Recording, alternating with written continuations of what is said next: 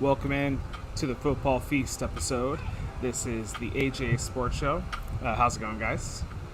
Doing well, buddy. How about yourself? Pretty good. Oh, just a little caliente, a little Yeah. redder, just a little redder than my new Buffalo Bill shirt. That's a great looking nice. shirt. Yeah. Thanks, fellas. It's a brisk 100 degrees to 102 degrees in the AJ Sports Show studio today, so we're feeling a little bit of the heat here. We live in California for a reason, right? I mean, what are we doing? Are we in Arizona now or something? What's going on here? Let's get this together. Yeah. We're gonna talk about the Cardinals today, but get your shit Yeah. together. Hey, you want to know if global warming exists? 107 degrees right now in California. Global warming exists. Get this together. When we hopped in on the studio, bro, I'm telling you, those wings were raw, and now they're fully cooked. Yeah, you like that one, huh? Okay, well, as always, the Football Feast episode, we go through different courses. Today's courses are the same, but the products and everything that we talk about changes. We're going to start off with some news and notes around the league, get into a little bit of buy or sell action, and some of our rankings. Consensus, we have a top 10 power rankings for the NFL through week 2, and we are going to give you our MVP picks. Some of us picked, one of us, or some of us have different picks, so we'll see what that looks like in a little bit here. But first, let's start it off with our appetizer. So let's get things started. Let's talk. And I guess we could probably start with the most timely thing that happened today, and that was, or yesterday, was 33 goes for 4. I don't know if you see all the puns here. The chain of events, yeah. So Aaron Jones, Love it. Aaron Jones, a good football player, running back for the Green Bay Packers, number 33, scored 4 times yesterday, caught 3 receiving touchdowns from Aaron Rodgers. If you're Robert Tonyan, if you're Devontae Adams, if you are anybody else on that team, maybe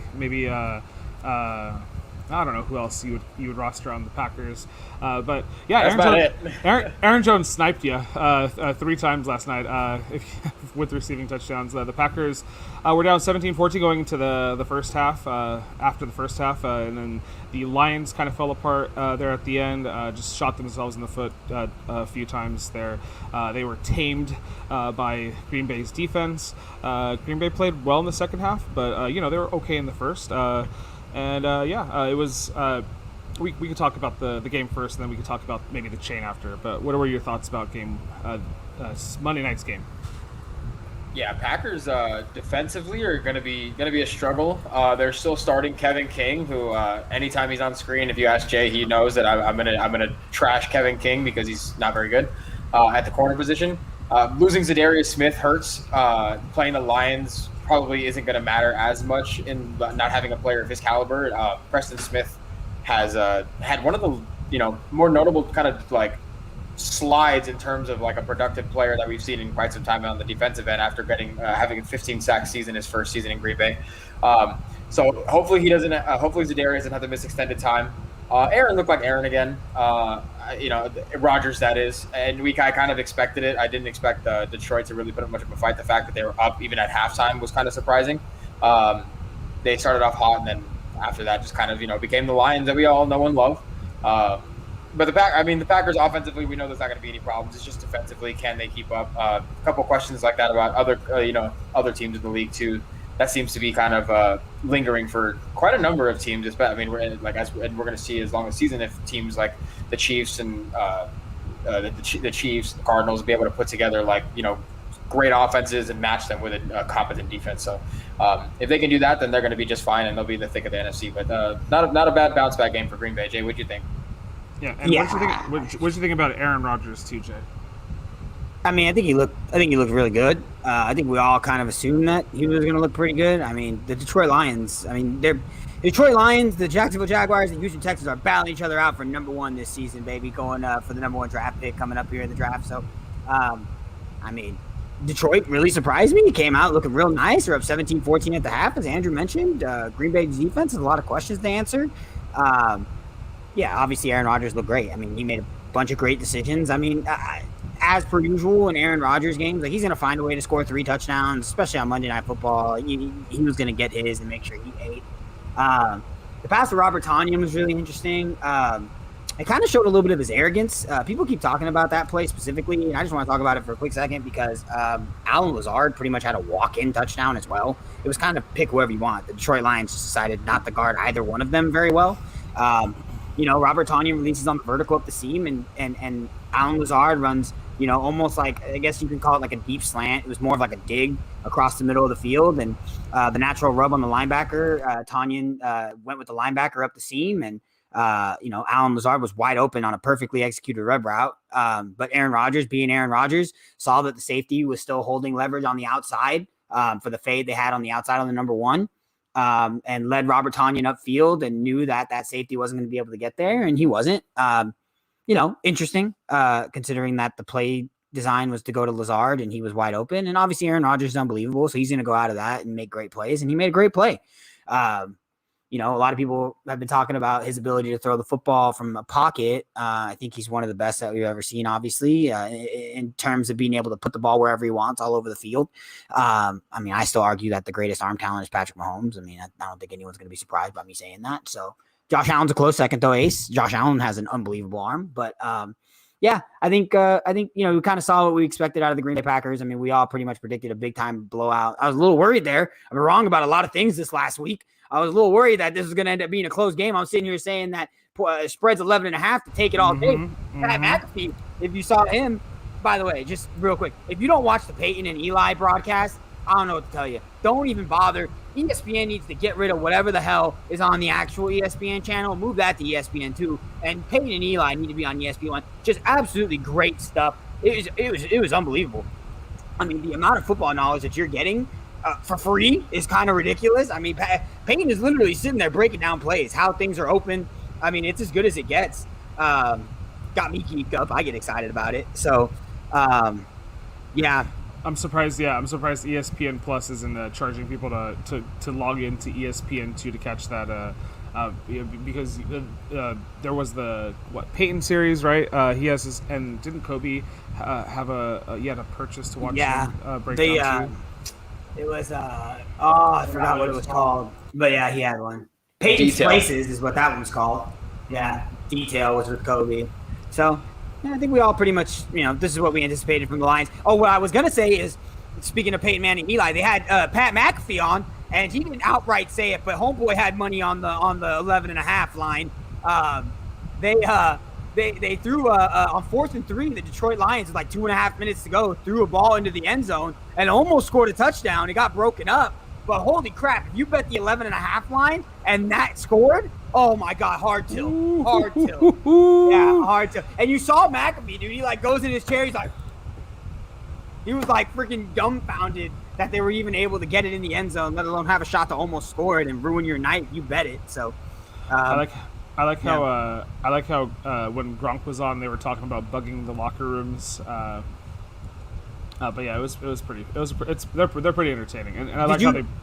Did you hear Gronk? Did you hear what he said? He was like, they were talking to him about film or whatever, and he's like, yeah, I don't watch film. He's like, I usually just run by guys. If I'm feeling good, I'm feeling good. He's like, I'll call Tom a night or two before and ask him, because he watches 40 hours of film a week. Hey, Tom, who's guarding me? What are they running? I'm like, good Lord, yeah, no wonder. Go figure, huh? I'd attach myself to Tom Brady, too, if that's what I was doing. I wasn't doing nothing, just relying on Tom to do everything. He's like a high school bully making someone else do his homework. He has this alpha mentality. I don't gotta do the work. I'll be successful no matter what. He's hilarious though. I won't even. Yeah, Gronk's funny. Well, yeah, that you bringing up ESPN2, that was one of the other little news and notes things I wanted to touch base on. So we got that out of the way. So going back to the game, right? So after Aaron Jones's, he thinks his second touchdown, he lost his chain that was on his neck, and if he took it out of his jersey to show the 4K camera, and the 4K camera, of course, was too zoomed in on him, so you didn't see it. But there are some photos out there, and it's on our thumbnail today. But it's got some ashes of his father who passed away not too long ago from COVID complications. So he also had 15 people of his family there, so that was awesome. And he was over the moon. I don't know if that was the Packers were explicitly trying to get him some touches or not. But the crazy thing is he lost his chain at some point of the night. And Packers personnel stayed until 1:45 in the morning, which would have been 11:45 our time, 2:45 in New York. So until in the wee hours in the morning, probably butt cold, shivering. Butt cold's not even a thing, whatever. But yeah, State of mind. yeah, and so they found it, which is awesome. Nice. He was on local radio today, and he was talking about how he got a call that they found his chain. So that good story comes soon. And maybe you don't wear your chain throughout the season, or just keep it tucked in your jersey so you don't accidentally lose it. You're not gonna get the same take there from Jay. Jay loves the gold chain look. I love it, baby. Yeah. Call me. I freaking love it. Well, I mean, you don't mind it. You just, you're playing with fire a little bit there. If it gets tugged or whatever. But they know. I mean, they know. And Get another one. Get another one. Get it fixed. Aaron Jones was super cool about it. He's like, what if not a bad place for him to end up in the end zone. I mean, you got there 4 freaking times. I have to check the numbers, but I'm pretty sure this is his 4th consecutive season with a 4-touchdown game. I don't know what it is about Aaron Jones, but he scores touchdowns in bunches. And then you'll go a couple weeks without scoring them, and I mean a lot of that had to do with the presence of Jamal Williams in recent years and guys like James Starks. But with that out of the way, who knows now? They like AJ Dillon, but Aaron Jones is just really good. I think I've been advocating for him for a while. We talked about him when we first started doing our shows that he's one of the guys that just needs to get touches and that they needed to extend him and that they finally did, and he just needs to keep getting them. He's not going to score 4 touchdowns every week because nobody is, but he's a real deal in my opinion. Heading into this season, 30 touchdowns in his last 30 games played, headed into 2021. Yeah, I mean, fantastic pace. Pretty good ratio. I mean, he is. AJ Dillon is getting some more run out in Quads Junior. He's getting some run out in Green Bay. He's got quads too. Godzilla.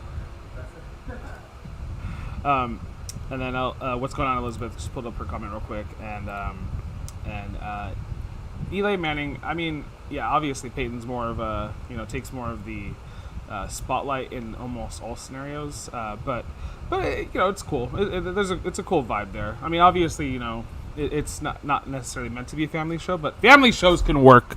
You got it. When are we getting our opportunity to do that? That's what I want to know. Because I told Andrew the other day, I'm all for it, dude.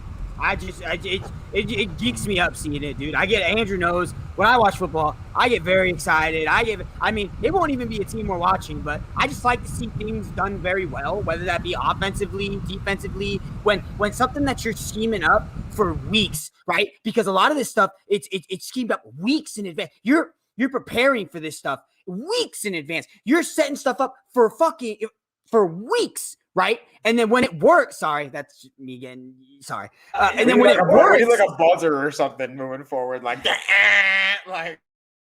because when it works, it's just it feels so good. It's got to feel so good. That's why the taunting. We're gonna get into the taunting crap right now.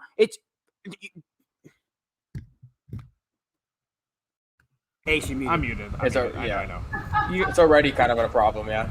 You gotta throw in some F-bombs here and there because otherwise YouTube will make sure that we can't get monetization if we're a show for kids, and we're not a show for kids. We're a show for young adults to elderly. If you like sports, if you like sports, kids, come on down. We'll talk sports. Kids love sports. Yes, we can. Just tell your parents to be in the room and to also like and subscribe. Okay, so the next little nugget here, because chicken nuggets on the brain during the Football Feast episode. Can of worms. That's what Pete Carroll described the taunting penalties being called in the NFL this season. So far, we are 11 and counting through 2 weeks. So if you took... here, let's go. Over under last year, guys. How many? I don't know if you did the research here, but Jay doesn't answer. Andrew. Over under... 25 taunting calls last year. How many do you think was it? Probably, yeah. It's got to be under, right? Okay. Let's do this again. 11 taunting calls last year. Over under. Oh, it's okay. Over 11. There was 11 taunting calls in 2020. So we're already at we're already at what 2020? We're already equal to 2020. Yeah, it's kind of ridiculous. Yeah, Just, I mean, you got to let let players express themselves a little bit. Yeah, it's just, I agree. Yeah, Andrew, you go first. I mean, you just kind of you work hard to, like Jay said, and that was a good explanation as to why you get geeked up to football, and then like what Jay was saying about you work on this stuff for weeks on end to prepare for different opponents, and you set stuff up, and you don't get to. It's just, I just think it's unnecessary, really, just like unnecessary to have to it just punish players for being themselves, and it's just it's one of those things that it's like you just gotta kind of let some of them slide. I mean, the officiating itself, I think this season hasn't been off to a great start. There were a lot of in the Monday night and the primetime games over recent weeks in the beginnings, the calls have been a little questionable. Some stuff they have normally would be letting slide, they've been calling. I don't know. I don't think it's in the best interest of the NFL to constantly be putting more restrictions on the players, because then it creates more of this and more questions instead of answers. So I'm just not a big fan of it so far. I'll go next before you write it home. I didn't play much sports growing up, right? I only played against you guys, right? And I did one summer league in freshman year of high school. But when I made a behind the back pass in my summer league of high school to when I got a breakaway. I had a defender on me. I did a behind the back pass. One of my teammates, right there, perfect timing on it was all about the pass. Lays it up. We scored 2, right? Next time stoppage, my coach pulls me out and makes me do 100 push-ups because I was taunting or showboating. His words, not mine. Because I made a big play, and then I got all excited about it. So that's what happens when big plays are made. You get excited. I don't know. I just think it's stupid. I mean, I get that they wanted to. NFL has to get their yearly bullshit of what they need to talk about, so that us people in the media and fans of the sport can have something to talk about for 18 weeks this year. But I think it's bollocks. And now you, Joe. Sorry. Perfect. I would like to start my little TED Talk by giving the floor to the greatest football coach in National Football League history, probably. If you guys would bear with me for 1 second. Bill Belichick is going to talk. I'm not going to talk for a second. Be excited when you make a play. Hell, look at all the work you put into it, all the time that you spent and practice of putting into it, and to go out there in a game competitively and execute it well and make a play. You should be excited about it. And your teammates should be excited too. And you see when we're playing with energy and when we're playing with emotion and when we're not. Nice play, Ty. Can't even see one guy saying, good hit. Yeah. Football is extremely difficult, not just physically. It's mentally difficult. It's emotionally difficult. You are asking these players on any given Sunday for 60 minutes to dominate the other player, to beat the living snot out of the other player. I mean, football's won in the trenches. Okay. Not only does the practice time take effect, the amount of film you need to watch, the amount of installs and constant meetings that you need to go to make happen on the football field is otherworldly. And it doesn't just rely on one person, right? And that's what gets me so pissed off about it, right? There's 11 guys on the field. All 11. Bill Belichick's motto is do your job. It's not because he's a dick and just wants to tell you to shut up and just do your job. It's because all 11 people have to be doing the exact same thing at the exact same time in order to get the exact outcome that you're trying to get. And if one person is off step, if one person is a yard off, if one person is a tick late, your running back's getting blown up. The play doesn't work. You allow a big play on defense. So it's absolutely ridiculous to me that these people are dictating this rule this way, right? They talked about it. Mara for the Giants, the owner of the Giants. We don't like to see it, so we're gonna get it out of the game. Well, guess what? You're the owner. Of course, you're not gonna like it, okay? But you don't play the game. It's not for you. So I don't care that when you're sitting up in your little press box, you don't want to see someone stand. I mean, I swear to God, this week, a guy, it was in the Chicago game, deflected a pass, PBU, pass breakup. All he did was get up, do this, said something, and walked away. 15 yards. Are you kidding me right now? Are you? Come on. And this has happened before. Of like 4 or 5 years ago, they did this where they made this like a real big thing. And then, by the way, there's never been a season with over 36 taunting penalties called. That season specifically, I think it's 2016. They called 12 in the first 4 weeks, and then they only called like 22 the entire rest of the season after. So I'm hoping that this goes down and they hear us complaining enough and they hear the players complaining enough to stop. The ESPN article is absolutely ridiculous. I don't even know who wrote it. I read it today. I swear to you, I think an owner wrote it and just sent it to ESPN and said, publish this, because it was pitiful. It was ridiculous. Didn't stand up for the players at all. Talked about how the players should know this is coming. The players should know this is coming. I taught to play football one way. I mean, they're not Dr. Disrespect where it's anger, aggression, and momentum, but it's pretty damn close. Okay. I mean, literally, it's a violent sport. And the entire objective is to take the will away from the other team. And Frank Wright even talked about it and was like, yeah, we want to blow teams out 50-0. But then used his little coach speak to say, oh, but we don't want to taunt. Get the out of here, dude. Get out of here. If I make a PBU on you or I pick you off, you're dang right I'm going to let you know that I just picked you off or that I made a good play. You're darn right.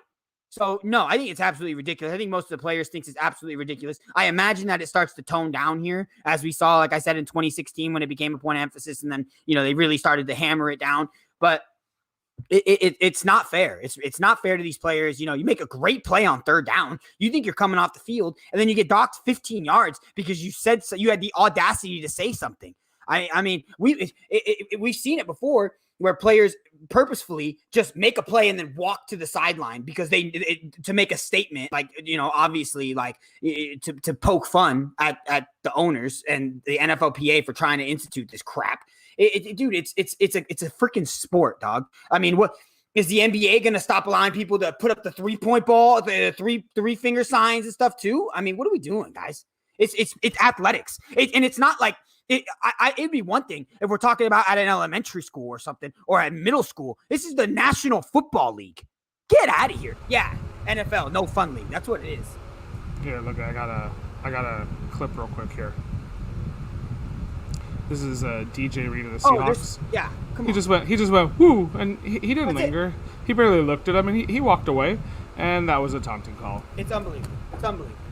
Which helped keep the Titans' drive alive and allowed the Titans to come back and win that game. And so yes, So taunting dictating and influencing outcomes of games. Taunting calls have affected the game. Yes, already. If someone doesn't move, they're wrong. I don't know if you guys saw this comment. Oh, sorry. Pull up the comment.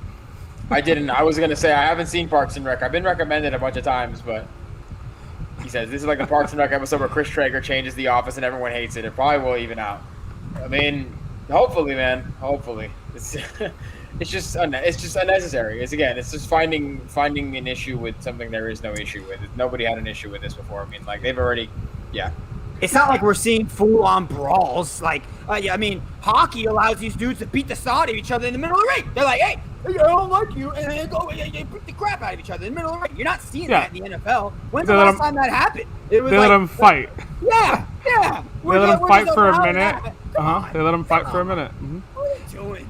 What are you doing? Ridiculous. Woo! As you can tell, we don't like taunting. Not here. Not the AJ Sports Show. Here at the AJ Sports Show, if I get something wrong or if I get something right, you gonna know about it. Okay? You guys, y'all make sure plenty well when I get something wrong. So, you know what I'm saying? And we all hold each other accountable here. We're not worried about that here. We're gonna taunt to end the show, don't worry. Okay, we'll pull up the next two little news blurbs here, and these probably won't take too long. Big Ben's pecs were clocked by the Raiders. Yeah, you like the pun on there, Andrew? Do you get it? I do.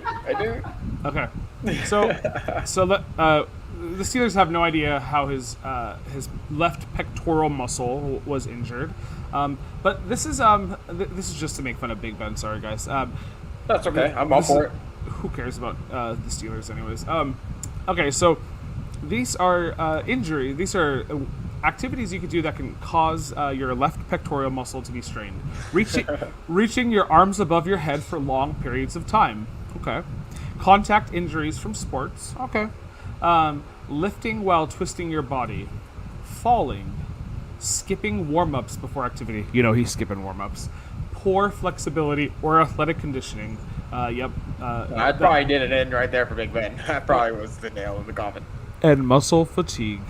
We're just fatigued of Big Ben getting constant praise in his life. But anyways, I mean, he's injured. Don't know if he's going to play this week or not. Not 100% sure.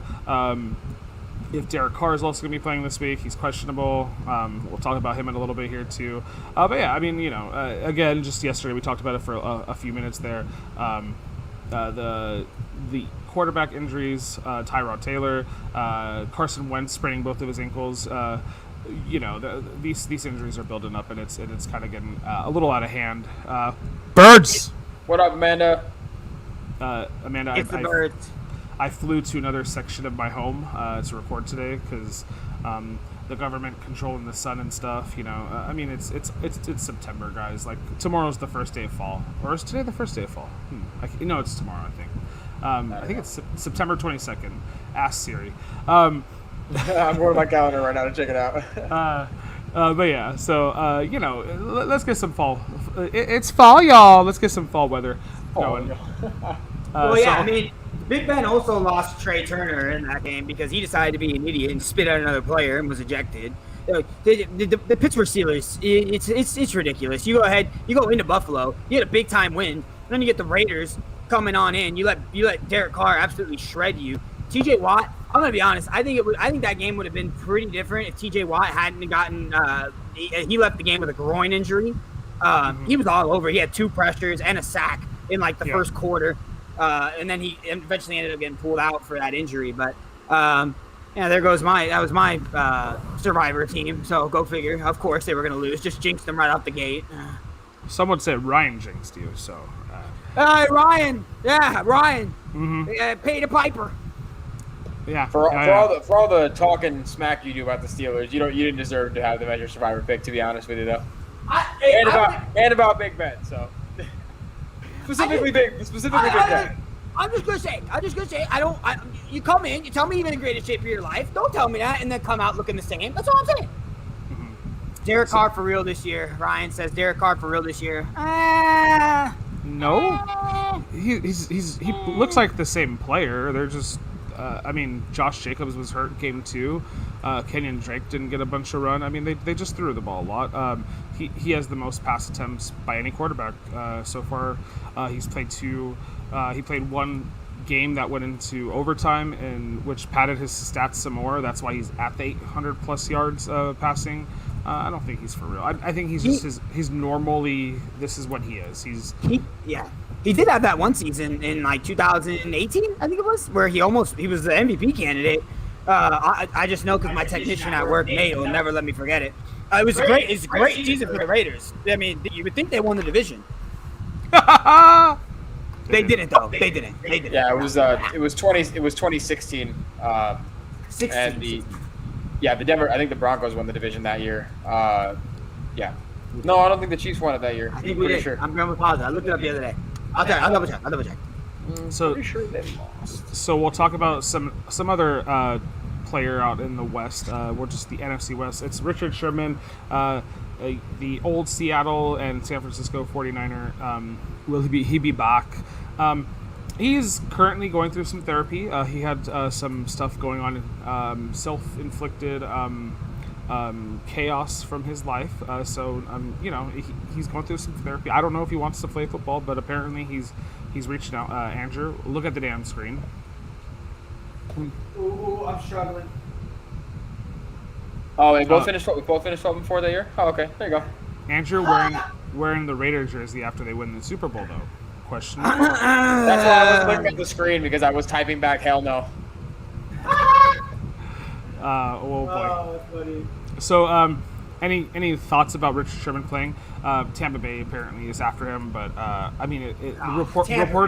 Reports are that several teams are interested. So. I mean, he's fine. He was fine. He's been good the last few years. He's been fine. Whoever he goes to, it's going to make them a little bit better, I imagine. I would assume that he wants to go to a team that plays like predominantly zone. That's what he's been good at. He's not really a man defender. I mean, as much as everyone wants to talk about him locking up Michael Crabtree, he was playing zone then. It was zone coverage. You have help in zone coverage. So yeah, as long as he gets these legal troubles off of him, because he's been, that video that he had was not the most flattering depiction of Richard Sherman. And to be quite fair, he's been pretty much spectacular his entire career in terms of that. Richard Sherman, super bright guy, went to Stanford, absolutely a bright guy. So, that kind of mistake from him, it happens. We all go through things in our personal life. Hopefully he has that all sorted out. He can get back on the football field and doing something that we like to see at some point in football. Best landing spot for Richard Sherman, if you had to say, Jay. San Francisco. They just lost Jason Verrett too, so San Francisco. Oh, there you go. Okay, so we are going to the next segment. That was our news and notes. Andrew, you got some splaining to do, buddy. I always talk in all caps. Okay, I'm regularly in caps on my computer. You know what I think about? That's why. When I see someone who's talking like in all caps or like the whole conversation from like Anchorman, where he's like, "I don't know what we're yelling about." So we're gonna hop on to the next part of our show here. I'm gonna pull up just this little quickly, and then I'll put it away just so I can hit this without you guys paying attention too much. And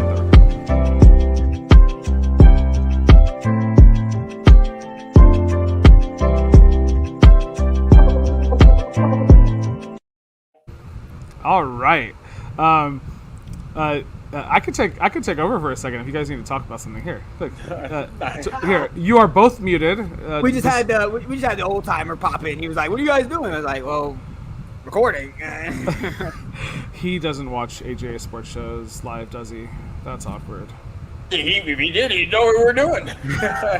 He just got home from work. Poor guy. Well said. Long days. So we are hopping into the main course of the show.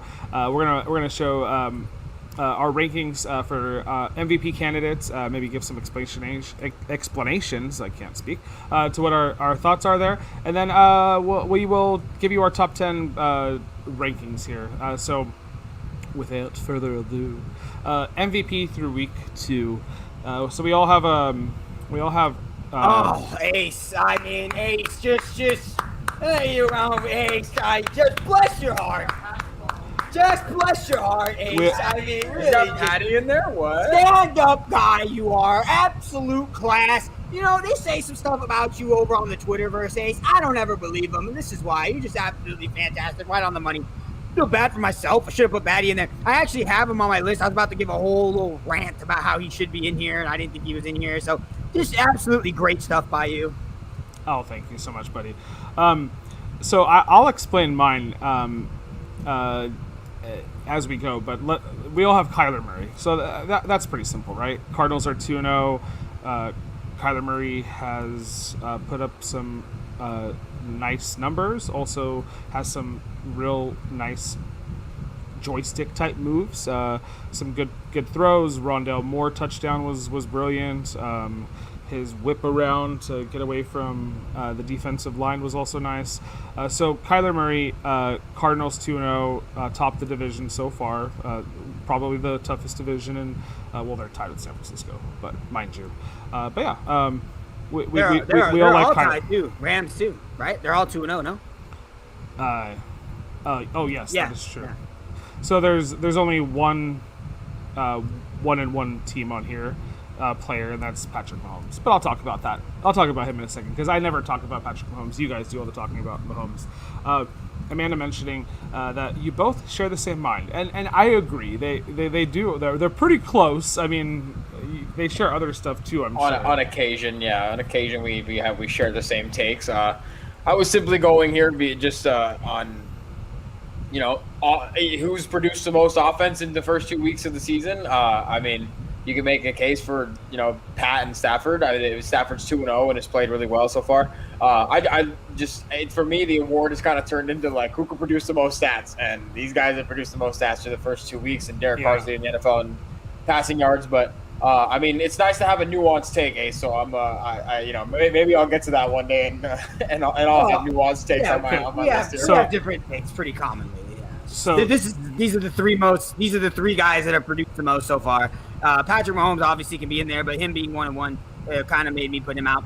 Just speaking on Kyler Murray real quick, 73.5% completion percentage, 689 passing yards, averaging 345 passing yards a game, 7 touchdowns. He does have 3 interceptions, a 121.5 passer rating, and then he has 51 rushing yards and 2 rushing touchdowns in the first 2 weeks of the season so far. So he's been producing. This is Kyler Murray. For anyone who doesn't remember, last year, the first 11 weeks of the season, he was the greatest fantasy player ever. He was not the greatest producing fantasy player in the first 11 games of the season. He was producing at the greatest fantasy rate ever that we have ever seen. And then he got injured, and obviously that took a trajectory for him. He is a smaller individual, so that's going to be something that plays into a factor, especially you add another game to the season. But right now, Kyler Murray is definitely a top 3 MVP candidate. As you can see, we all agree there. okay, so why don't we talk about Derek Carr? Why is Derek Carr up there? Just because he's put up so many yardage passing. Oh yeah, and then he won 2 games that most people didn't pick him to win. I mean, they played Baltimore and the Steelers. Definitely didn't anticipate them winning both of those games. He's got a 67% completion percentage, 817 yards, as Andrew mentioned. He's averaging 408 yards per game. He only has 4 touchdowns, which is interesting. That's the lowest of all these guys. 1 interception and 104 passer rating, which is also the lowest of all the guys that we have on the screen right now. But I just think the 2 wins over 2 teams that he shouldn't have, the Raiders were not predicted to win against, definitely vaults him into this category. For now, he probably won't even be sniffing the top 10 by the time the season ends. But for now, give Derek Carr his due. He's played well the first 2 weeks of this season. Yeah, so the Cardinals, right, with Kyler, probably weren't favored. I can't remember, against Tennessee week 1. And then Derek Carr, not being favored against the Ravens, not being favored against the Steelers, getting both AFC North teams, which is which you guys had to do too, right? You guys got the Browns and the Ravens as well. Tom Brady, though, my only thought not to put him in was because he's won the 2 games that he needed to win, and he has all 22 of his starters back. He's played the most porous defense, the Atlanta Falcons, and I guess when you talk about MVP talks, you do talk about, it doesn't matter who you play, it just matters that you play well. So yeah, I mean, and I said the most porous defense, but the Dallas Cowboys are not good defensively either. So I mean, he's played 2 of the worst passing defensive teams since last year and this year. So his stats obviously are going to be nice because of that. But when I'm looking at Patrick Mahomes and Matthew Stafford, right? Because those are my 2 picks that you guys don't have, right? I'm looking at overall pass attempts, right? They're not even in the top 10. You know who's in the top 10? Derek Carr. He's number 1. Tom Brady. He's number 4. Kyler Murray is not in the top 10 either. So that means the game script isn't just to pass the ball, right? It's just to balance your offense. It's being really good with the opportunities that you get. Patrick Mahomes is the best example of that, right? The Chiefs are too efficient. Probably that's probably something they may need to look at, like running the clock down a little bit more to not give the Ravens potentially another opportunity to score there. But Matt Stafford, yeah, he's been playing. He's been playing well so far too, right? He's got a favorite, Cooper Kupp, 100-yard plus receivers, plus minus Henderson being hurt too. So the Matt Stafford running back room isn't great. I would say Clyde Edwards-Helaire isn't been great too for Patrick Mahomes. I guess all of these quarterbacks have potentially bad running backs, so maybe that's why they're shining. But yeah, Kyler Murray, Patrick Mahomes, they're number 2 and 3 in the league with, and Matt Stafford is 5 in passing touchdowns. I just think they're doing just great, just fine. I don't think Derek Carr is MVP 3-2 just because I don't see how that's sustainable. And I know that where this is just a week by week basis, but whatever. I mean, he passed 93 times and got 817 yards. He's been doing his job. Patrick Mahomes, Matt Stafford, Kyler Murray all have better passing rating than him. He's not even in the top 10 in the league. Jimmy G has a better passer rating than him this year. So whatever. And Kyler Murray, Patrick Mahomes, and Matt Stafford have all thrown like 65-plus yard bombs. Derek Carr has the Henry Ruggs throw that went 61 yards, but all of my guys were a little bit further. So whatever. Yeah, the only pushback that I'd have is Tom Brady. Tom Brady's got 9 touchdowns. Granted, he hasn't played like the greatest defenses. He's got 9 passing touchdowns in the first 2 weeks. He has 2 interceptions. He had 10 days off to get ready for Atlanta.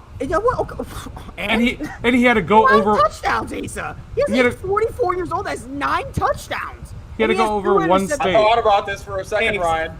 He's got 9 touchdowns. He has 2. He has a lower passer rating at only 113. That's because he's got 2 interceptions. One was an end of the half Hail Mary, and the other one was hit off of Leonard Fournette's face mask, hit him in too good of a spot right in the eyes, and was picked off by Dallas. Literally, Ace.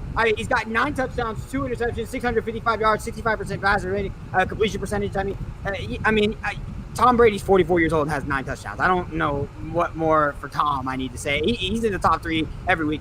And yeah, Derek Carr, I 100% agree. If I do this next week, I can almost guarantee you he probably won't be in it. But as of right now, again, 2 games, he shouldn't have won. The Steeler game is really what takes it over the top for me. Like Baltimore, you win at home, Monday Night Football, close game, overtime. Baltimore really should have won that game. They made a few plays that were not Baltimore-like, and they ended up losing. But against the Steelers, they were favored by 6. They were underdogs by 6.5, almost a full touchdown, and went into Pittsburgh, won by double digits.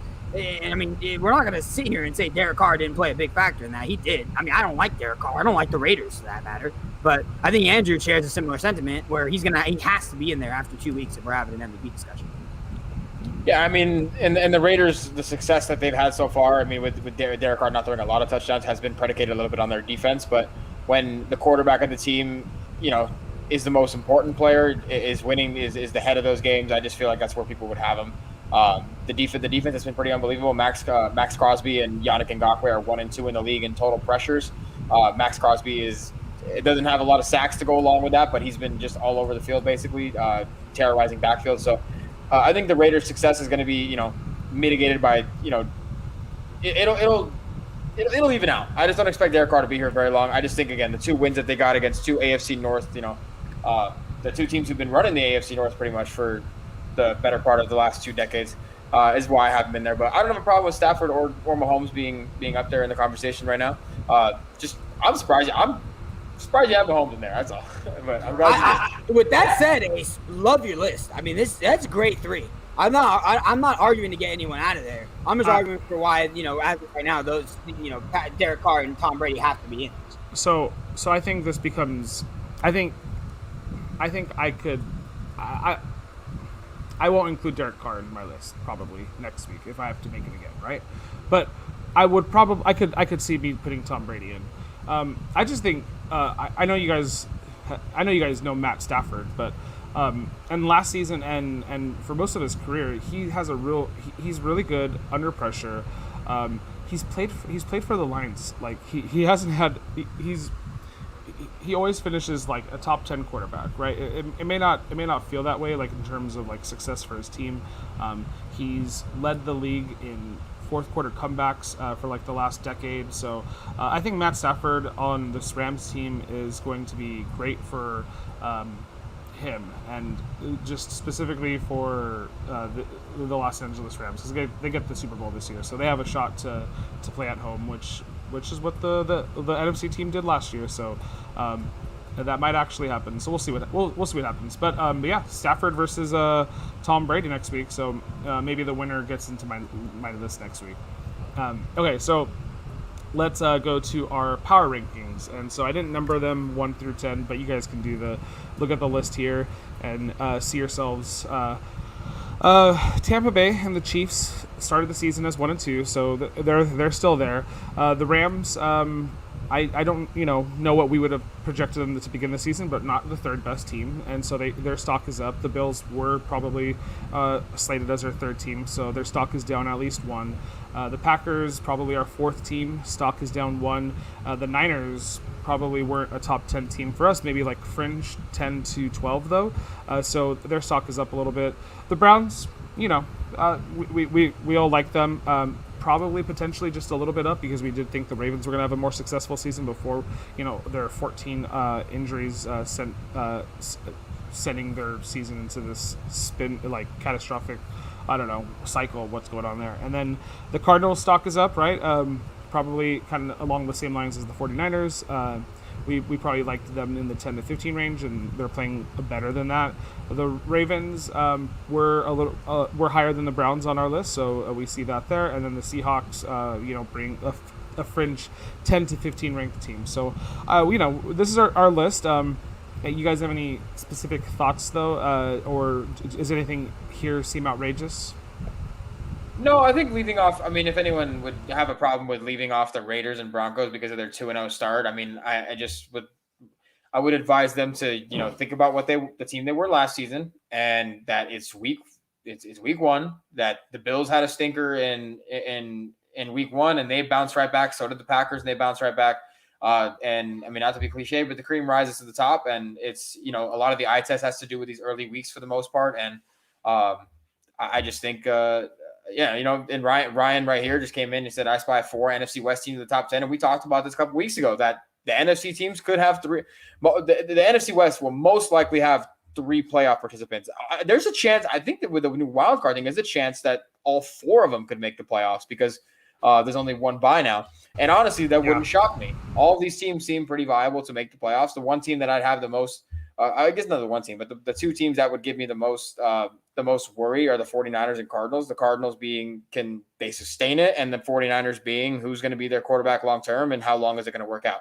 But I really don't have a lot of question marks because collectively they're all pretty complete teams. So again, if you're going to gripe about the Broncos and Raiders not being in here, just give it a couple more weeks. They're going to probably not hold that undefeated record very long. So we got two things. It's the NFC least for the East, and it's the NFC best for the West. I just had to throw that in there real quick. It's perfect. That's good. Yeah, the NFC East, right? I mean, Dallas would be the only team that really comes to mind that could have a chance of cracking the top 10. And, they got to show me a little more. They did play well this week against the Chargers. I was expecting an offensive juggernaut, a shootout between those 2 teams, and that didn't happen.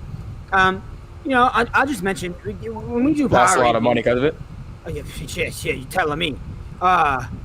What I will say is when we do power rankings, you lose a game, it's not going to automatically drop you. That's not what this is, right? The games, like, for example, we're Chiefs fans, so obviously I'm going to start there, right? We were winning this ball game. We have one of the best kickers in the league. Patrick Mahomes got the ball back and brought us within field goal range in literally 2 plays.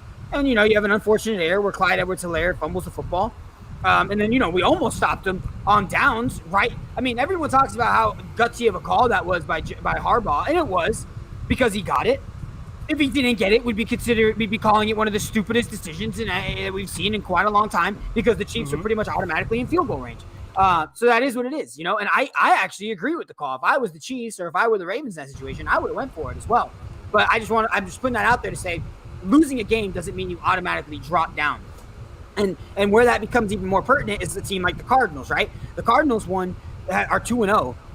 They had no business winning this week. The Vikings did everything they could to not win this week, and the Cardinals helped them for what it's worth. The offsides penalty on the last drive, absolutely atrocious. I mean, almost as bad as the Giants one who lost them the game. Because literally, if the Vikings make a kick, it would have lost the Arizona Cardinals the game. I mean, the NFC West, we knew coming into the season was going to be a very good division. Now you guys are right. We can definitely see 4 of these teams making the playoffs. I think Arizona is going to come a little more back down to earth. I mean, Minnesota scored 33 points on them yesterday. The Tennessee Titans had an absolute stinker in week 1. I don't think that defense is very good. I mean, their front 7 is fine, but their secondary is absolutely atrocious. I think that kind of fiddles out more towards the atrocious part as we start going more here into the season. The Cleveland Browns, I think that they'll end up. I mean, they're a very good team. The thing about Cleveland is they do very little. They do very little to lose games for themselves. If you're going to beat Cleveland, you have to win the game. Similar to like what we saw yesterday, where, like I just said, Minnesota basically threw that game away. Cleveland's not going to do that. They're well coached. The quarterback doesn't make a lot of mistakes. Baker Mayfield, for what it's worth, he doesn't make a lot of amazing plays, but he doesn't make a lot of mistakes. And then at the end of the day, Seattle, I see Seattle being a team that's up here in like the top 5 to top 7 range as the season progresses. It's going to be them and the Rams, in my opinion, battling it out for who wins that division. I actually had them both going and finishing with the same record, but the Rams owning the tiebreaker. So, yeah, I think it's a pretty solid top 10. Me and Asa kind of collaborated, and Andrew as well, and moved some stuff around from our initial thoughts. And I think this looks pretty solid. Last thing I'll say, Buffalo Bills are a damn good football team. Everyone wanted to shit on the Buffalo Bills because they lost to the Pittsburgh Steelers, and they showed you exactly what they're capable of. Buffalo is absolutely ridiculous. They're the biggest contenders in the AFC, in my opinion. It's not even close. Yeah. So a lot of NFC teams on this list, right? I think there's a little bit more balance in the NFC this year. I think the AFC, it's all about just dealing with juggernauts. It's the Chiefs atop theirs. The Raiders and the Broncos aren't going to be close to them at the end of the season. The Bills in the AFC East, the Patriots and the Dolphins won't be close to them at the end of the season. And then the Titans and the Colts still have to figure out their crap. They have tons of problems, the Browns and the Ravens are here, right? And we do think that they'll be atop their division over the Steelers and Bengals. I think there is. This is a good list, and we'll share our list throughout the year. Maybe not do it every week, but we are going to get into the last part of our show here, and that is our buy or sell section. I'm gonna throw up the little thingy right now. It's this week's buy or sell.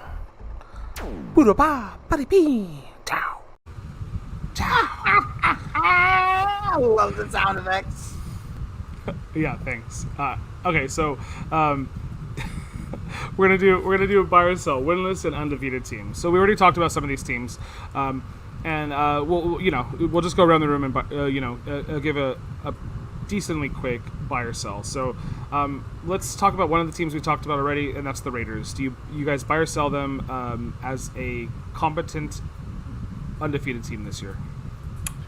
I am going to sell. I don't think that defensively this is going to be one of those things. I don't think defensively they're good enough, and I actually don't think offensively they're good enough. Henry Ruggs, granted, has been off to a decent start this year. I don't think he's really a prolific enough receiver. Darren Waller's really good. I missed this crack with here. Bearded Asa. Yeah, Darren Waller's really good. I also just don't trust John Gruden. I don't think he's that good of a football coach, and I think a 2-0 start, while promising, is more of a riding a wave from the Monday night, historical victory in their new stadium, and they'll come back down to earth and probably finish at near 500 or sub 500. I have them going 6-11. I'm not really straying off of that. What I will say is, I'm first of all, I'm selling, obviously. What I will say is, they've been able to get pressure on the quarterback the first 2 weeks of the season. That, in my opinion, has been largely due to them playing two of probably the worst 5-10 offensive lines in the league. When you look at the Ravens, they were supposed to have a solid offensive line, and then they had a few injuries. They're playing a third-string left tackle right now, not ideal. And they actually, in the first game against the Raiders, Andrew Villanueva was playing right tackle, and he said, I have no idea what I'm doing. He's like, I really have no idea. I'm playing right tackle and moving from left tackle to right tackle, because he played left tackle his entire career in Pittsburgh to right tackle, was like learning another language. It took him at least a game just to get oh my God, I can't talk. Adjusted to playing left tackle. He did that this last week against the Chiefs, and go figure, he played pretty damn well. And then, obviously they played the Steelers, who don't have a great offensive line, decided to not address it in the draft and draft the first-round running back and not give a damn if they had a bad offensive line. And then one of their only competent players on the offensive line, Trey Turner, spits on a guy and gets ejected. So I think that the Raiders come back down to normal. When you look at their division, I mean, I don't know how many games you have them winning the division. I don't have them winning very many, considering they play the Chargers, the Broncos, and the Chiefs. 6-11, I'm still right there with it. Yeah. It's a clean sweep here. We all sell. I mean, I feel bad sometimes with the Las Vegas Raiders, just shitting on them and stuff like that. I do like some of their young wide receivers, but they're young. Darren Waller's the only, like for sure consistent person on that offense for Derek Carr. And Derek Carr is good. He's not great. And defense is so-so. And like you said, too much changeover on this team to like think that it would all just click right away. They just got lucky so far. And that's about that for the Raiders. Okay, so let's go to a winless team, the Indianapolis Colts. I'll go first because I'm buying them all the way. Just so everyone knows, I have them going 1-2-3-0 and losing 4 of their first 5 and still winning the division and winning 11 games. When you look at their schedule, I mean, good Lord, they have solid reason to be losing these games. I mean, they played Seattle, then they played the Rams, then next week they're at Tennessee, then they're at Miami, and then they're at Baltimore. Then they get Houston, and then they're at San Francisco again. So, yeah, I mean, it's a tough opener, tough start of the season. Now Carson Wentz is a little banged up again, which, God, I hate to see because I'm a big Carson Wentz fan. What he does off the field now we'll talk about differently, but what he does on the field, very big Carson Wentz fan. I'm buying the Colts. They have a great defense. The offensive line's only going to get better. Eric Fisher just came back from an Achilles injury. Quentin Nelson was out too in the offseason with the same injury Carson had. I think that the Indianapolis Colts are still a bye team. Hey, I'll continue that as well.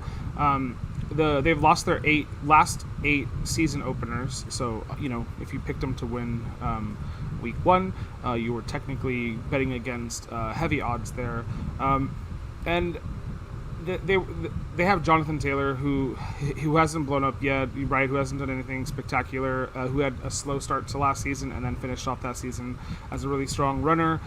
Darius Leonard is one of the best defensive players, probably underrated defensive players in the league, and so I think they have the pieces, and I don't like the Titans a ton. I think they have the pieces to stay competitive in that division. It's just a little scary about Carson Wentz being injured because he's good, he just isn't healthy, and so that would be my.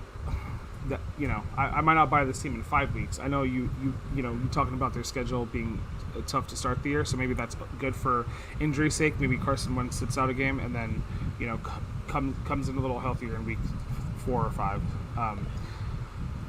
That's kind of what I'm worried about. I'm going to buy, but hopefully at a discount here. We'll see if we sell in a couple of weeks, but I'm going to buy this for just a moment. I think as an organization, the Colts are actually a very good organization. They're a tight-knit organization. They're well coached. Frank Reich has proven that with different quarterbacks, and Kobe Brissett filling in for the purpose here in there. So I mean, I don't know how far they'll get without Wentz, but if he does miss significant time, that does make me waver a little bit. I did have them pegged to win the division as well, and the Titans finishing second. So I'll buy, but at a discount for right now. And Ryan coming here with the sell. Wentz being That's injured. what I'm worried about there, Ryan. Yep. You might be the most realistic of the bunch here, Ryan. Okay. Let's hop back over to another 2-0 team, the Panthers, the Carolina Panthers. Sam Darnold changing the storyline there. Christian McCaffrey's not injured. Front 7 on the defense is wildly successful this year. They're the number 1 defense in the league, although they probably got a little lucky, I would say, with their opponents not being like super like offensively stacked. They are in a tough division, being with the Buccaneers, but it looks like the Saints aren't going to be great this year. But are we overhyped on the Panthers so far? Are we allowed to do a hold here? Mm-hmm. Yeah, buy, sell, or hold. Absolutely. They started off hot week 1, played particularly well against a pretty hapless Saints team. I don't know, from 1 week to the next, the Saints absolutely just. Again, they're playing probably a pretty disheveled Green Bay team who wasn't in the greatest, mindset. And then obviously that flipped the script in week 2. And then in week 2, we saw the old Jameis Winston come to life. When it comes to the Panthers, I don't really believe in their defense. I like what I'm seeing from Sam Darnold so far, though. He's been really efficient to start the season. And that was what everybody was expecting with Matt Rule being being not only the head coach, but the helping out with the offensive coordinating duties with Joe Brady. Joe Brady's obviously had a lot of success with quarterbacks like Joe Burrow in college and stuff like that in LSU. So I like what I'm seeing so far, but I'm going to hold and do a little hold. I don't know how deep they'll go or if they'll finish over 500 yet, but looking good so far. Yeah, so I'm gonna actually make a prediction unlike Andrew and hold here. I'm gonna sell. I'm a man of my. I'll show the prediction. I'll totally get it. I want to hold. I actually want to buy. Coming into the season, I was really high. I'm a big Sam Darnold guy as well. Andrew knows I've been a big fan of him ever since USC. I think that his play style is something that was going to be able to translate to the NFL. Unfortunately, he suffered from the Adam Gase syndrome over there with the Jets. And now he's been out of that. He looks like a damn good football player. Go figure. Now, the reason I'm going to sell is because, like you mentioned, the division that they're in, I don't think the Saints are going to be great, but, they're still the Saints. They're going to be around. Carolina's last 4 of the season specifically is where I get very worried. They got to go to Buffalo, then play Tampa Bay at home, then got to go to New Orleans, and then play Tampa Bay again, which is a grueling Final Four. So they really need to make up and get a good head of steam here in the beginning of the season. They do play Houston next. So, you could pretty much chalk up a W like Jameis is going to eat a dang W. They're going to eat a W this week. When they get at Dallas, they get Philly, who looks rather competent. They get Minnesota. They got to go to Atlanta. They got to play at Arizona. They got to play New England. They got to play Washington. This is a tough schedule coming up. I don't think their defense is particularly good. They played a rookie quarterback in week 1, and what looks to be worse than a rookie quarterback sometimes, Jameis Winston. So I'm going to sell them for now. Even though I really do want to buy. Like I said, I am a big Sam Darnold guy. Love Christian McCaffrey. Holy Toledo, if DraftKings puts Christian McCaffrey under $10,000 this week, I'll do whatever I have to do to get him in. Okay, I really want to buy too. But, okay, if you start 3-0, which they are, they're going to beat the Texans, right? You have a 75% historically odds to make the playoffs. So, that would be like, are they going to be that 25%? Probably. I've looked at some of their team stats. Their punter is only averaging like 37 yards a kick. Like, you're trying to get over, with an O-line that has done okay so far, but have missed 1 out of 5 defenders that are coming into the Sam Darnold's pocket. So some worry there, but I'll sell just because I don't think it's sustainable, and this would have to be a wild card team because the Bucs are winning that division, and there's a ton of good teams in the NFC. So if they're not winning the division, they're not making the playoffs. So sell. Okay, our last winless team, and that's the Minnesota Vikings, who are 0-2. They are 0-2. They again, if you're a Vikings fan, Marshall Erickson, sorry, we said it yesterday. If you're a Vikings fan, you just keep missing kicks. Blair Walsh, I don't know, obviously that one's worse because he missed a 23-yarder in a playoff game. But golly, I would have already conceded to being a Minnesota Vikings fan if this is what was happening in my organization. I'm gonna sell.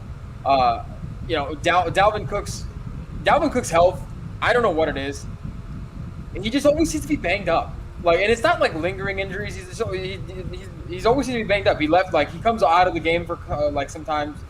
Just random times. He made his way back on the field this past Sunday, but I worry a little bit. Not enough to really make me think he's not going to be there the whole season. But this is a Kirk Cousins-led football team at the end of the day, and Kirk Cousins has shown us time again that he can, he can throw 30 touchdowns in the season. But when it matters, the throws aren't going to really be there. I think Justin Jefferson's really unbelievable, who keeps getting touchdowns vultured by Adam Thielen. Can you please just go away to your retirement home, Adam Thielen? You've done your job. Give the touchdowns to Justin Jefferson because that would help out people in DFS greatly. Although that doesn't matter when we're talking about buy or sell. I just don't think that they're going to make I think there's too many good teams in the NFC for them to find their way into a playoff spot, and I think Green Bay wins this division pretty handily. So that's why I'm selling here. Building for the future, though, Danielle Hunter's back. Everson Griffin's back. Don't expect Griffin to be there for very long, but Danielle Hunter, Danielle Hunter's really good, who Mike Zimmer called one of the best passers in the NFL this past weekend. He's kind of looking like it. He's still really, really young. Again, fastest 50 sacks in NFL history. So he can stay healthy. That they're building towards it. And I like the Darisaw pick. So we'll see where this goes. Yeah, I'm gonna sell as well. Given the division, given the NFC strength, it's gonna be tough for them to get out. It seems like every year they teeter right around that 500 mark, right in the wild card chase, but just don't seem to make it over the hill enough to get there. They're staring 0-4 right in the face, right? Now that they lost to Cincinnati in week 1, which I didn't anticipate. and then they lose to Arizona. They get Seattle coming in, and then they get Cleveland. I mean, this is very realistically an 0-4 start here for them. I thought the defense was going to be better. Obviously, Joey Burrow, had a good game week 1. They were able to get pressure, and they did get some pressure last week on Kyler Murray too. But just not enough there, unfortunately. The offensive line is still in shambles, even with the Darisaw pick. Just not enough around Kirk Cousins. And once Kirk Cousins is pressured, his numbers go absolutely plummeting down into the floor. So I'll sell as well. So they aren't even winning the division. They're a good team. Remind me that goes to the Chargers, and they just make enough mistakes to lose games that they should win. Okay. That's great. That's a great little. That's very true, Ryan. The Chargers have been losing games like this for a long time now. Ryan, you miss Scraggly Beard. I might be alone on this island. I will be here until the end of the season, telling you that the Minnesota Vikings will win the division. They got 4 automatic wins against the Bears and the Lions. So 0-4, Jay. That's fine. They're 4-4 when I look at it that way. They haven't played at home yet. They've been on the road. Okay. They lost potentially a game they should have won in week 1. That's fine. They lost it. You do have upset wins in the season. Dalvin Cook not being 100% injured is what it is. But Aaron Rodgers is a hoax. Go Vikings, go. Marshall Erickson. I'm Marshmallow on this panel. I'll buy. It is what it is. Don't believe me? You don't have to. I like Dalvin Cook. We'll believe it when we see it, buddy. I don't. Especially about the Aaron Rodgers stuff. I like Dalvin Cook more than I like Aaron Jones. I like Justin Jefferson and Adam Thielen more than I like Devontae Adams. That's his only guy there. So Irv Smith Jr. is the depressing part because he's not playing this year, right? Because he got injured. I mean, I would have said it's a wash between Robert Tonyan and him. But yeah, go Vikes, go. Oh, Andrew. Poor Andrew. You've been experiencing it, huh? He's a Charger fan, right, Ed? He is. Yeah. Poor lad. Big time Chargers fan. I got Justin Herbert on my fantasy team, man. He's playing well, but tell him to throw some more touchdowns. He's playing well. Two of them brought back. Yeah, you're right. I'll give him a pass. His fantasy team, he's leading my quarterback. I like it. Glad to see you, Andrew. Thank you for being here, brother. Appreciate it. Okay, so last one, guys, and then we'll hop off. So Andrew, you got like 5 more minutes with us. The Denver Broncos are 2-0, and probably will be 3-0 because they're facing the Jets this week. They're 11 or something point favorites. What do you guys think about the Denver Broncos? So okay, what is the definition here? Because I'm buying him above expectation coming into the season. Their win total was 6. I have them going right around 500, winning 8 or 9 ball games. So I'm going to buy them as a good football team. When you look at it, the biggest question was the quarterback, right? And Teddy Bridgewater is not turning the ball over. He's making plays every now and again, which is what you expect from Teddy Bridgewater. I talked about it in the beginning of the season, which is why I was so high on the Denver Broncos, is Vic Fangio's sick of it. He's done. He's done with losing games by his quarterback play. You can't go and have a 55% completion percentage. You can't do it. You can't be an NFL quarterback that way. So just having a halfway competent quarterback allows the defense to do what they need to do, the run game to do. I mean, listen, I was talking to one of my coworkers about this the other day. I don't know if people don't understand how good this Denver Bronco defense is. This Denver Bronco defense is quite literally one of the most talented defenses in the NFL. They have probably the best pass rushing duo in Bradley Chubb and Von Miller. They have arguably the best safety duo in Jackson and Simmons. They have arguably 4 starting cornerbacks. 4 starting cornerbacks. I mean, this team is very good. They literally have been lacking the quarterback. John Elway was supposed to be the saving grace, the guy to go find the quarterback. And then you should have started asking questions right when we started signing guys like Paxton Lynch and Brock Osweiler, okay? Once we started seeing that, we may need to, I don't know if we need to do a drug test over there in Denver, Colorado on John Elway or something. Because I don't know what we're doing here. Yeah, I think Denver's pretty good. I'm going to buy them, and they'll be right around 500. So if I'm buying them above the expectation of about 5 to 6 wins, which is where I saw them going at the beginning of the season. I like it. Andrew, what are your quick thoughts, bud? Yeah, I had them winning about 6 wins as well. Again, the big question marks are going to be 2 things: the health of Jerry Jeudy, who was placed on IR, and the health of Bradley Chubb now, who was going to have surgery on I believe it was his left foot. So those are the two big question marks. Everything Jay kind of said, nailed it on the head. They are very good. Their weakest spot is probably linebacker. But everywhere else, they're pretty buttoned up. Offensively, they're filled with talent. Javonte Williams, Melvin Gordon at running back. They get Rodgers next year. That team is going to be honestly. And dude, if they got Aaron, like I was genuinely worried if the Broncos would they have pulled off a trade for Aaron Rodgers in the offseason, because then I would have had him pegged as probably an 11 to 12 win team. Because offensively, Cortland Sutton, obviously Jerry Jeudy's hurt, but Jerry Jeudy, Cortland Sutton, KJ Hamler, Noah Fant, Alex Okwekenbaum. And the running back room of Melvin Gordon and Javonte Williams is proving to be really good so far. And defensively, they're able to get stops. They're going to play a hapless team next week, and they're probably going to get a win, like you guys mentioned. But I'm going to do it again, Jay. I'm sorry. I'm going to hold. Sorry, I don't care. If it pisses you off, I'm going to hold. It's week 2. I'm holding. It's week 2. I'm gonna. We're gonna just call it a bias or hold now. Okay. we should. Okay, so Bridgewater, obviously a lot more competent than Drew Lock. I like the wide receiver options in Denver. I liked him last season. Cortland Sutton's back, and he's playing well. Sucks that Jerry Jeudy is hurt, but they got KJ Hamler, Tim Patrick, young wide receivers that are fast that you don't necessarily need to know, but they're doing their job out there. Noah Fant is potentially a top 5 tight end in this league. Potentially, he's not there 100% quite yet, but he's pretty good. Their offensive line is like in the top 20 of the league. Their defense is outstanding. I think that they'll make the playoffs as a wild card team. They have to be around 500. And I think Bridgewater is averaging the most yards per attempt, by the way, this season so far. I don't know if you guys knew that. Yeah, and I mean they have Patrick Surtain the second. I mean, there's a lot of room for growth here, and they barely, it's only 2 weeks in, right? I obviously don't think that they're going to win the AFC West. That would be stupid. Anybody who says that would be stupid. But I mean, this defense is really good, and that's gonna lead them throughout most of the season. They didn't draft a quarterback, right? Teddy Bridgewater has to be that guy for them, and so far he hasn't done enough to convince me otherwise. And Melvin Gordon is okay, but Javonte Williams has come in and split the carries in the first 2 weeks and proven that he's a competent running back so far, and so I like him too. So Broncos, I'll buy, and then maybe the Titans don't make the playoffs like I originally thought. So I like that, or maybe the Dolphins. The Dolphins look like crap this year. It's probably going to be the Dolphins. It's that offensive line, Bengals. I mean, Jay's been spot on so far with both the Bengals and the Dolphins. The offense, they didn't invest in the offensive line for quarterbacks who already got hurt in year 1, and here it is. Yep. Offensive line's sucking. So. Okay, boys. Well, we should do this, guys. We had a good show. Yesterday I served you the bill, and I checked, and it was only a 15% tip. So I need you guys to be a little bit better about that. I need, and to make up for that, if you guys don't hit the like button today, I will be completely PO'd. But anyways, hope you guys enjoyed your football feast. Enjoyed our meal. We'll catch you guys.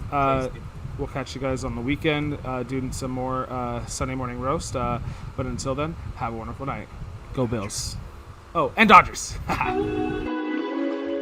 and go Chiefs and go Cardinals and go Chargers. Yeah, everybody. Your favorite team, I root for you. Let's go. Except when you play the Bills. Exactly.